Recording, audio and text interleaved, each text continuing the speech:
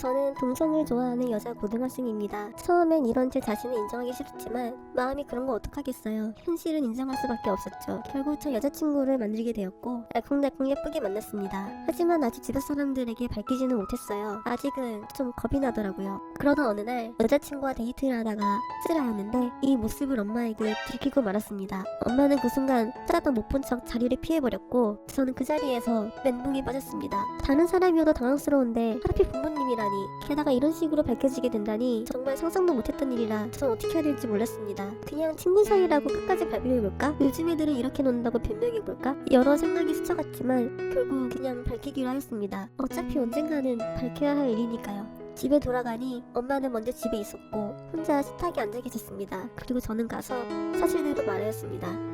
저의 성 정체성과 제 여자친구, 그리고 그동안 고민했던 것들, 모든 것을 듣고 난 엄마는 잠시 동안 말이 없었습니다. 잠시 후 엄마는 침묵을 깨고 저를 안아주셨습니다. 그동안 힘이 되어주지 못해서 미안해. 혼자 얼마나 외롭고 고민이 많았을까. 네가 여자를 좋아하든 남자를 좋아하든 네가 행복하다면 됐어. 주변 시선 때문에 그동안 혼자 마음고생했을 텐데 몰라줘서 미안해. 엄마는 언제나 네 편이야 라며 따뜻하게 말해주셨습니다. 그 말을 들으니 지금까지 힘들었던 게 눈 녹듯 사라지는 기분이었고 눈물이 날 만큼 행복했답니다. 생긴 남친이 있답니다. 살짝 차오는 느낌도 나고 박보검이 보일 때도 있고 제 남친과 거리를 지나갈 때면 왠지 어깨에 힘이 들어간달까? 정말 잘생겼거든요. 근데 사실 가까이에서 보면 남자치고는 화장이 진한 편이에요. 아이섀도우도 칠하고 아이라인도 그리고 파우치를 들고 다니면서 수정 화장도 열심히 하고 가끔 보면 여자인 저보다 화장에 대해 더 빠삭하고 화장품도 더 많은 것 같아요. 뭐 요즘에 화장에 관심 있는 남자도 종종 있으니까. 그리고 전 제 남친이 화장에 관심이 많다는 점 때문에 오히려 더 좋았어요. 대화도 잘 통하고 덕분에 제 화장 솜씨도 늘었거든요. 그러던 어느 날 남자친구를 깜짝 놀래켜주고 싶어서 연락 없이 남친 집으로 찾아갔어요. 근데 남친이 없더라고요. 그래서 밖에서 기다리는데 남친 실루엣이 보이는 거예요. 그래서 가까이 갔더니 처음엔 제가 잘못 본 줄 알았어요. 평소에 제 남친의 얼굴이랑은 너무 다른 거예요. 근데 옷차림이나 몸매, 머리 스타일은 제 남친이 분명했거든요. 제가 잠시 벙쪄있자 야, 아무리 내가 쌩얼이라 해도 그렇지 어떻게 그렇게 놀랄 수 있어? 제가 당황해하니까 결국 남친이 조금 삐졌더라고요. 그제서야 제가 좀 심했다는 걸 깨닫고 아니야 너무 잘생겨서 놀라서 그랬지 어쩜 쌩얼도 그렇게 잘생긴 거야? 하면서 달래줘야 했답니다. 남자치고는 화장빨이 좀 심한 제 남친이지만 그래도 전 제 남친이 세상에서 제일 좋답니다. 물론 남친의 화장빨은 주변 사람들에겐 비밀이에요. 안녕하세요. 저는 중1 남학생입니다. 하지만 제가 친구들과 다른 점이 있다면 전 다리가 불편하던 것입니다. 제가 이렇게 된 건 5학년 여름방학식을 하고 친구들과 저는 횡단보도를 건너며 평소와 똑같이 하교를 하고 있었죠. 하지만 이날은 횡단보도를 걷다 그만 교통사고로 왼쪽 다리를 크게 다치고 말았습니다. 결국 몇 달 동안 병원에 입원해 있었죠. 저와 친한 친구들은 병문안을 자주 와 저의 마음을 그나마 풀어주었습니다. 하지만 중학교에 올라가서 입학식에서부터 저에게 시선은 모두 집중되었습니다. 반에서는 그나마 아는 친구들이 있었기에 문제는 없었습니다. 하지만 문제는 선배들의 시선이었습니다. 첫 번째 사건은 급식 시간에 발생했습니다. 저는 급식을 먹기 위해 줄을 서고 있었는데요. 어느 2학년 여자 선배가 제 휠체어를 보고선 친구들을 부르더니 얘들아, 이 녀석 다리 X인데? 하고 가면서 저에게 모욕적인 말을 하였고 전 그냥 반으로 돌아가였습니다. 두 번째 일은 체육시간 3학년 선배들이 축구를 하고 있었는데요. 친구들이 배드민턴을 하고 있을 때 저는 심판을 보고 있었죠. 근데 갑자기 선배들이 찬 공이 날아와서 제 휠체어 바퀴를 부딪혔습니다. 그래서 저는 선배들에게 왜 그러세요? 이건 좀 그렇다고 생각이 들지 않나요? 라고 했습니다. 허나 선배들은 미안 휠체어가 꼴대인 줄 알았어. 다음부터 조심할게 라고 했습니다. 저는 속으로 이렇게 생각했죠. 평범하게 학교 생활을 하며 지내도 단지 다리가 불편하다는 이유만으로 이렇게 차별을 받는구나. 제보자님, 사연 보내주셔서 감사합니다. 사연을 읽자마자 저도 너무 화가 나더라고요. 세상에 왜 이렇게 나쁜 사람이 많은 걸까요?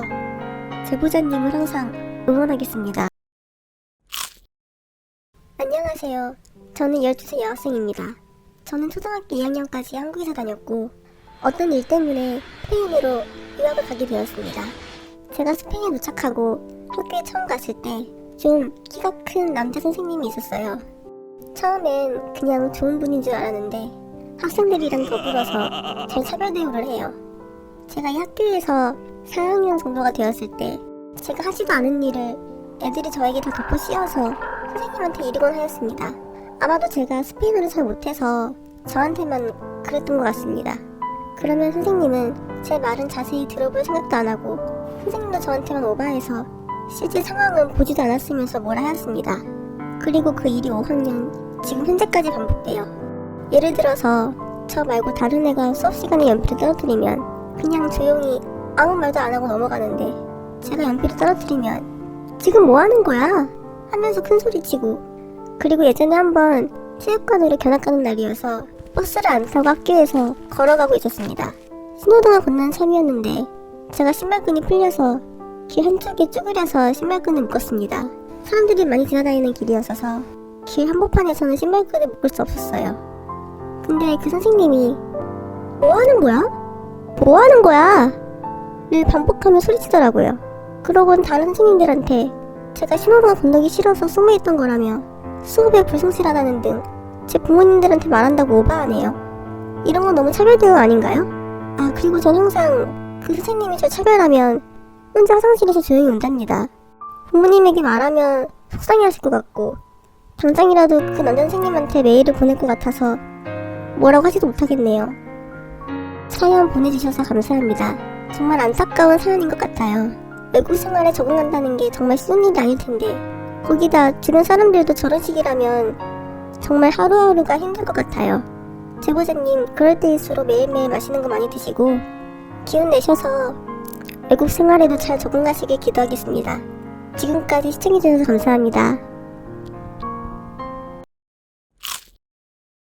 안녕하세요. 전 6학년 소녀입니다. 저는 좋아하는 아이돌이 있습니다. 바로 방탄소년단입니다.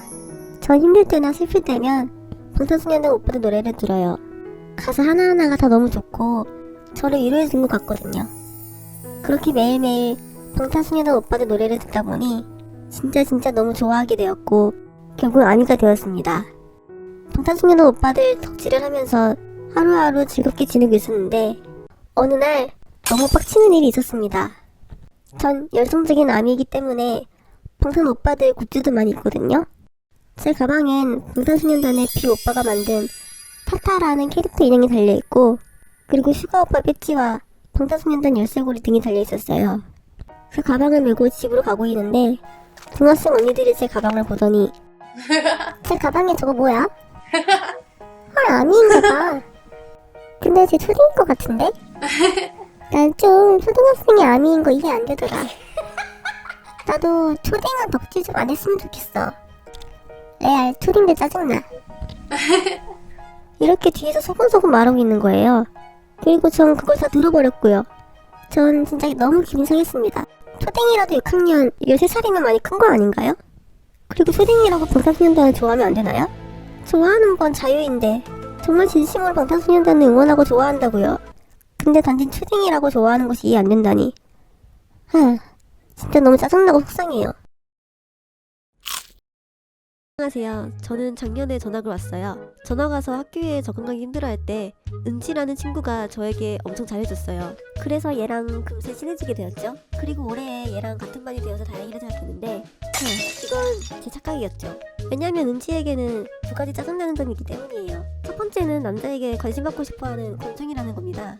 맨날 남자애들한테 관심 받으려고 남자애들 앞에서 자기 힘 자랑을 엄청 해요. 예를 들면 남자애들이 얘기하고 있을 때 중간에 끼어들어서 얘기하다가 남자애들 막 때리고 어떨 땐 그 혼자 다리로 바닥을 괜히 쿵 치기도 해요. 소름 돋는 건 이런 행동을 할 때 항상 입은 아주 행복하다는 듯이 활짝 웃고 있다는 거예요. 그리고 남자애들이랑만 어울리고 아니 뭐 여기까지는 그냥 성격이 털털하다고 볼 수도 있겠지만 얘는 심지어 남자한테 관심 받으려고 일부러 다리까지 펴다니까요. 그때 남자애들이 다리 보고 걱정해주고 관심 가져주니까 좋다고 또 해볼래 하더라고요. 저 진짜 소름이었어요. 그리고 은지에게 짜증나는 점 두 번째는 저를 무시한다는 거예요.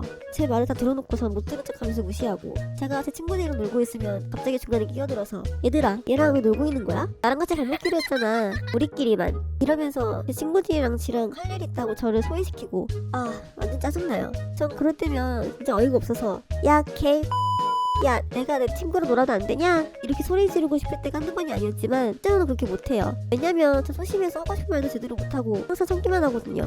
그리고 제가 남자애랑 얘기하면 너 왜 얘랑 얘기해? 너네 둘 혹시 사귀어? 야 너 얘랑 놀지 말고 네 자리로 가. 이러면서 어떻게든 떨어뜨려놔요. 전 이 친구 때문에 너무 스트레스를 받아서 책상에 파일 정도로 속으로 책상을 긁는 습관까지 생겼어요. 하지만 전 얘한테 지지 않을 자신이 있어요. 왜냐하면 제 짝꿍 남자애는 저를 좋아하거든요. 이걸 어떻게 알았냐면요, 제 짝꿍의 동생한테 들었어요. 그리고 전 제 뒷자리 남자애하고도 친해요. 그래서 저랑 얘기도 자주 하고 장난도 자주 치고 참 재밌답니다. 근데 은지는 이런 저를 볼 때마다 자꾸 째려보고 저를 소외시키려고 해서 너무 신경 쓰이고 힘들어요.